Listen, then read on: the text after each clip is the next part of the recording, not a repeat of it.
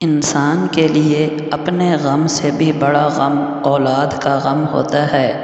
اللہ پاک ہر کسی کو اس غم سے محفوظ فرمائے، لیکن اگر اللہ کی منشا اور مرضی یہی ہو تو پھر اس بندے کے پاس جنت کمانے کا ایک گولڈن چانس اور سنہری موقع ہوتا ہے۔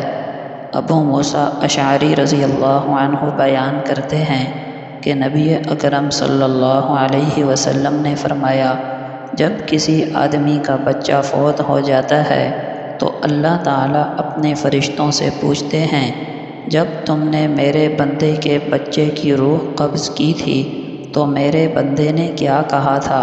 فرشتے جواب دیتے ہیں، اس نے الحمدللہ کہا اور انا للہ و انا الیہ راجعون پڑھا تھا۔ تو اللہ تعالیٰ فرماتے ہیں، میرے بندے کے لیے جنت میں ایک گھر بنا دو اور اس کا نام رکھ دو بیت الحمد۔ یہ روایت سنن ترمذی کے اندر موجود ہے۔ الحمدللہ کہنے کا مطلب یہ ہے کہ بندہ یہ اقرار کرتا ہے کہ زندگی موت اللہ کے اختیار میں ہے، نعمتیں دینے والا بھی اور لینے والا بھی وہی ہے۔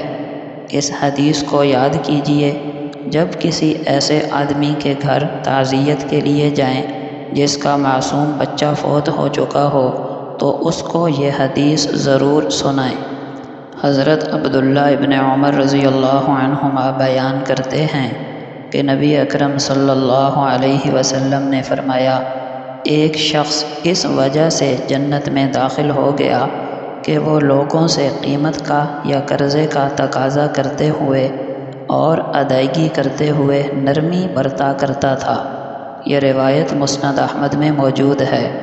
ابو ہریرہ رضی اللہ عنہ فرماتے ہیں کہ نبی اکرم صلی اللہ علیہ وسلم نے فرمایا، جس نے کسی تنگ دست کو مہلت دی یا اس کو قرضہ معاف ہی کر دیا تو روز قیامت اللہ تعالیٰ اسے اپنے عرش کے سائے میں جگہ دے گا، جس دن اس کے سائے کے سوا کوئی سایہ نہیں ہوگا۔